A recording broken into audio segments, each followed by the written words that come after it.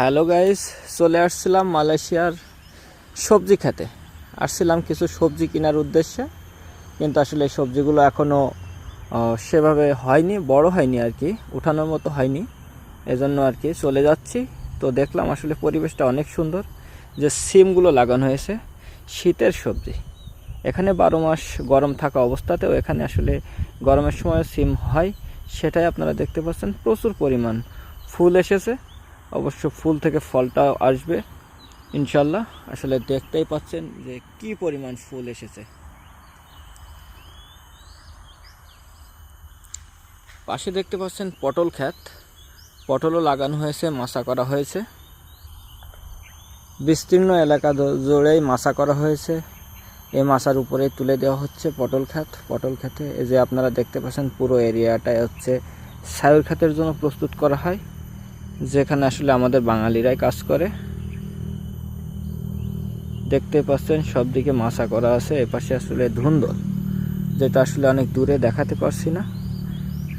এই যে দেখতে পাচ্ছেন বিভিন্ন ধরনের গাছ, পেঁপে গাছ।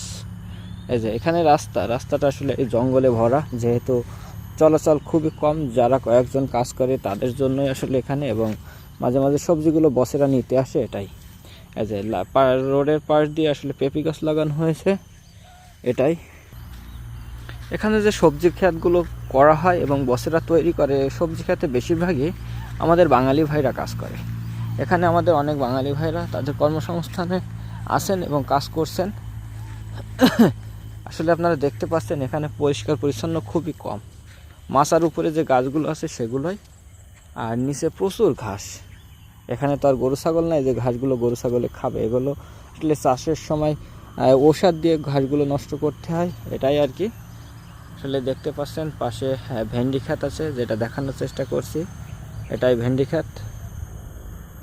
আর এই যে বিস্তীর্ণ এলাকা, যেটার জন্যই মূলত আমার ভিডিও তৈরি করা, সেটা হচ্ছে সিম ক্ষেত। সিম আসলে বিস্তীর্ণ এলাকা জুড়ে প্রচুর পরিমাণ ফুল, যেটা আসলে দেখারই মতো। এই যে আপনারা দেখতে পাচ্ছেন এখানে প্রচুর পরিমাণ ফুল, এবং সাথে সাথে সিমও ধরছে। আসলে দেখানোর চেষ্টা করছি, এই যে আপনারা দেখতেই পাচ্ছেন। আসলে আমার ভিডিওটা ভালো লাগলে লাইক করবেন, কমেন্ট করবেন, সম্ভব হলে শেয়ার করে দিবেন। ধৈর্য ধরে ভিডিওটা শেষ পর্যন্ত দেখবেন এবং পাশে থেকে সবাই ভালোবাসা দিয়ে সহযোগিতা করবেন, যেন আরও সামনের দিকে এগিয়ে যেতে পারি।